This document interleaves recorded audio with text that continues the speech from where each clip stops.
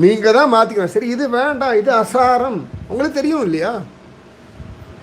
வாழைப்பழம் முக்கியமாக, வாழைப்பழ தோல் முக்கியமானா சாப்பிட்ற வரைக்கும் தோல் முக்கியம். சாப்பிடும்போது தோல் தூக்கி போட்டுறோம், அவ்வளோதான். எல்லா விஷயத்தையும் பகவத் அனுபவத்தை சாரத்தை கிரகிக்கணும். அசாரத்தை தூக்கி போடுறது ரெடியாக இருக்கும். அசாரத்தை பத்திரப்படுத்தப்படாது. நம்ம எல்லாரும் அசாரத்தை பத்திரப்படுத்திட்டு இருக்கோம்.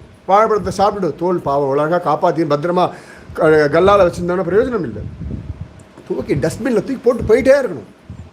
வாழ்க்கையில் கிடக்கக்கூடிய பல அனுபவங்களில் அசாரங்களை குப்பையில் போட்டுகிட்டே இருக்கும். சாரத்தை மட்டும் கிரகிச்சுக்கும். பிரகல்லாதன் போல இரண்யகசிபு பண்ண டார்ச்சர் எல்லாம் ஓரம் தள்ளிட்டான், அது அசாரம்.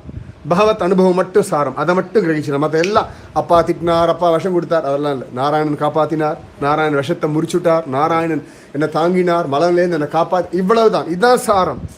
நம்ம இதை விட்டுடுறோம். இவன் இந்த மாதிரி திட்டினா, அவன் அந்த மாதிரி நடந்துட்டா, இவன் அந்த மாதிரி நினச்சி பாருங்களா. அதை நினைக்க நினைக்க நினைக்க நினைக்க மனசு எவ்வளோ பாரமாக இருது.